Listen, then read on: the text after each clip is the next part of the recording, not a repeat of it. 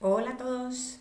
Bueno, estamos en el vídeo 2 y aquí lo que vamos a hacer es básicamente hacer un repaso por los ejercicios número 6, 7 y 8, que si recordáis, pues son los que teníamos que hacer entre el miércoles 25 y el jueves 26 de marzo. Además vamos a hacer un recorrido por la Revolución de 1917 en el mes de febrero y en el mes de octubre. Recordad que en el vídeo anterior hemos visto cómo comienzan estas masas de partidarios de los bolcheviques y sobre todo la creación de los soviets, que eran esas asambleas de obreros y también de campesinos, pues enfrente del Palacio de Invierno, con distintas represalias por parte del zar y del ejército, el zar Nicolás II, y este mismo se ve obligado a tomar medidas pues para frenar estas huelgas, estas protestas en el manifiesto de octubre. Esas medidas sabéis que son pues muy deficientes, muy poco eficaces, no solventan la situación de las malas condiciones de vida del campesinado y del proletariado, y en en febrero de 1917 vuelve a estallar este conflicto revolucionario. Bien, si nos vamos al ejercicio 6, ¿cuál fue el detonante de la Revolución de febrero de 1917 y cuál fue su resultado? Tenemos que hablar de una cosa nueva, que son las pérdidas de la Primera Guerra Mundial. Esto en 1905 obviamente pues no lo teníamos. En este momento sabemos que a partir de 1914 Rusia, el Imperio de Rusia, está luchando en la Guerra Mundial del bando de los aliados, con Reino Unido y con Francia, y además en una situación pues muy digamos poco favorable, ¿no? Ya que el frente occidental ruso se ve sorteado por las defensas alemanas y también del Imperio Austrohúngaro y del Imperio Otomano, con lo cual está ahí un poco pues descolgado, sabéis, del resto de los aliados que están del otro lado, ¿no?, de estas potencias centrales.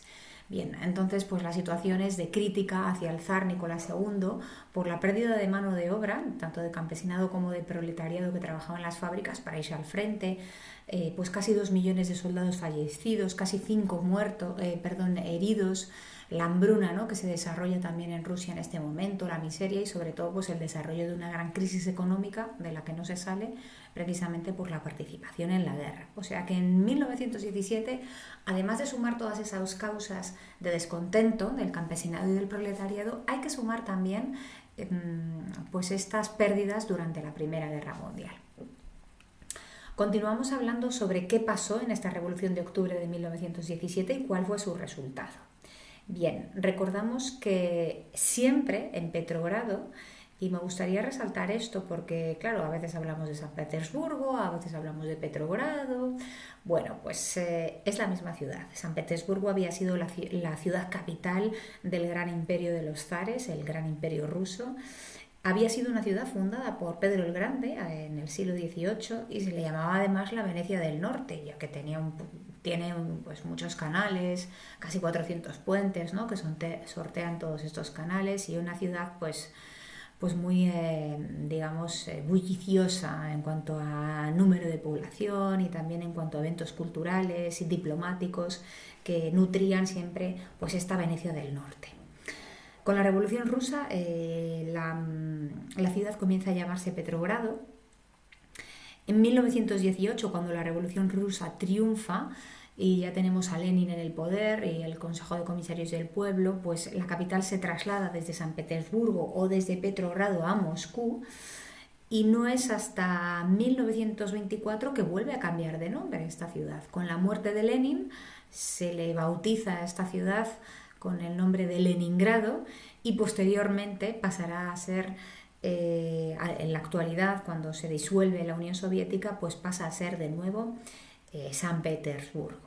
O sea que esta es la evolución del nombre de esta ciudad. Bien, estamos en febrero, a las puertas del Palacio de Invierno en Petrogrado, San Petersburgo, todavía no Leningrado, con unas cuantas quejas al zar Nicolás II por las pérdidas durante la Primera Guerra Mundial. Bueno, lo que se consigue aquí es, ya estamos en una revolución, porque se consigue la dimisión del gobierno del zar y la abdicación del propio zar Nicolás II, con lo cual ya estamos ante un proceso de cambio, que podemos llamar ya de revolución.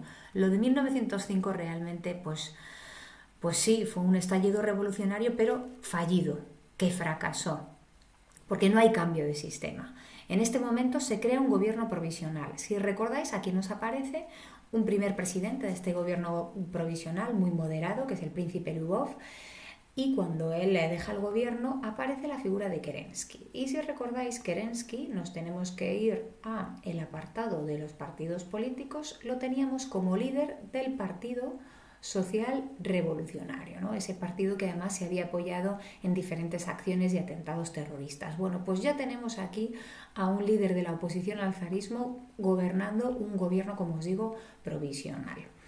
En este momento se forma o se fortalece pues los soviets de campesinos y de obreros, tanto en Moscú como en Petrogrado.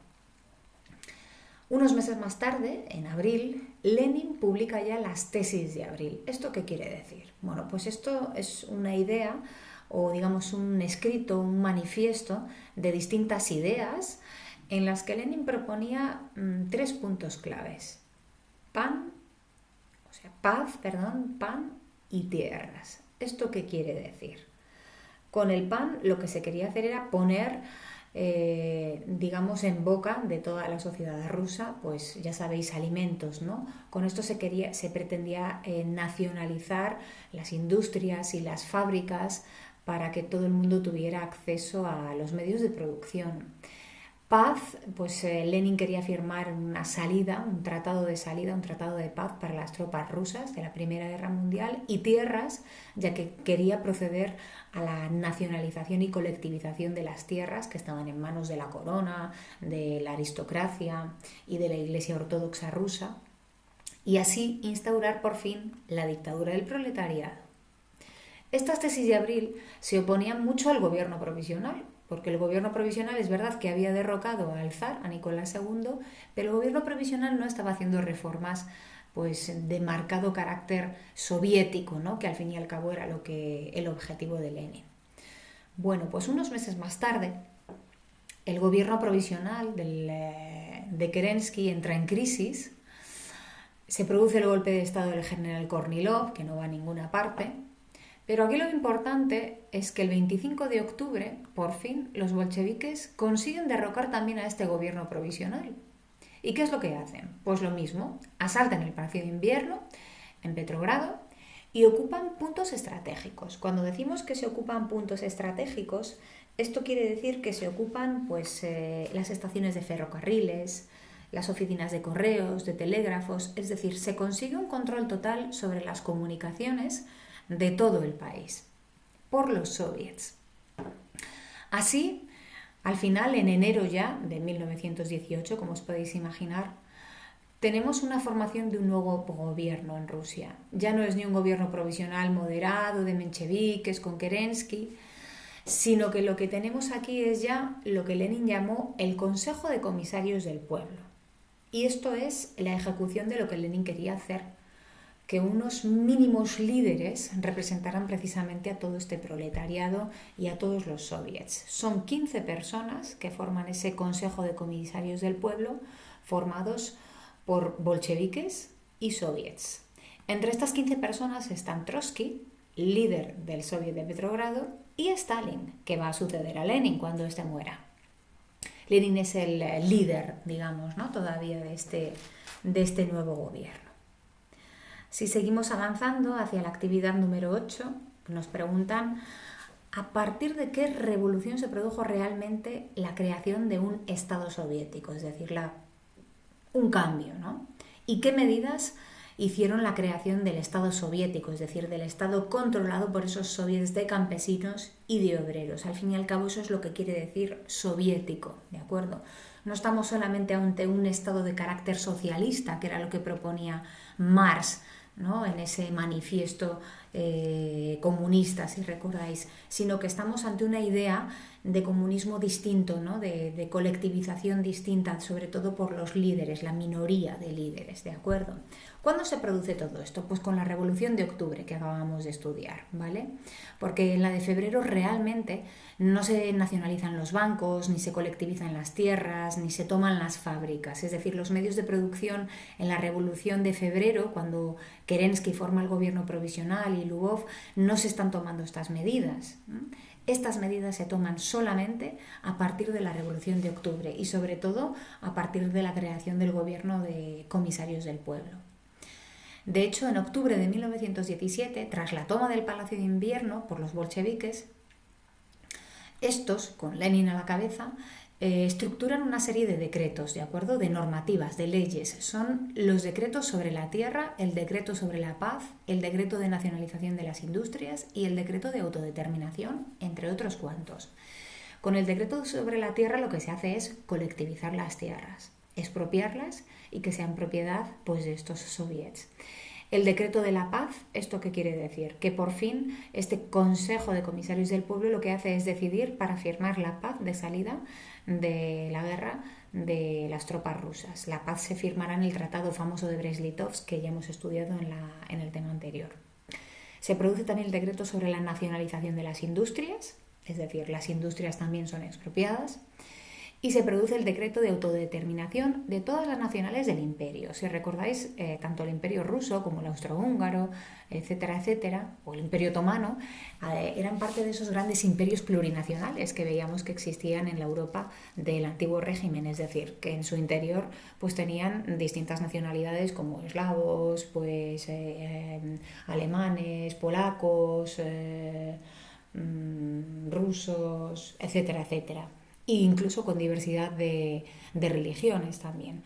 Pues estos decretos también reconocen la autodeterminación de todas estas nacionalidades. Bien, sabéis que ahora lo que os queda por hacer, los que no lo habéis hecho, es completar la tabla precisamente que resume pues, todos estos acontecimientos de la Revolución de 1905 y de la de 1917. Recordad que realmente la implantación del Estado soviético se produce a partir de la Revolución de Octubre de 1917. ¿Por qué? Ni el gobierno provisional que se forma en febrero de 1917, ni las reformas que había llevado antes a cabo el zar Nicolás II con el Manifiesto de Octubre son suficientes para conseguir precisamente la creación del Estado soviético. Bueno, pues hasta aquí llega la visualización y el tutorial para corregir estos últimos ejercicios. Así que mucho ánimo a todos con el trabajo, seguid trabajando igual de bien y enviadme esta tabla pues si queréis al correo electrónico o la cargáis en el apartado de tareas. Un saludo y os echo mucho de menos. A cuidarse, chicos.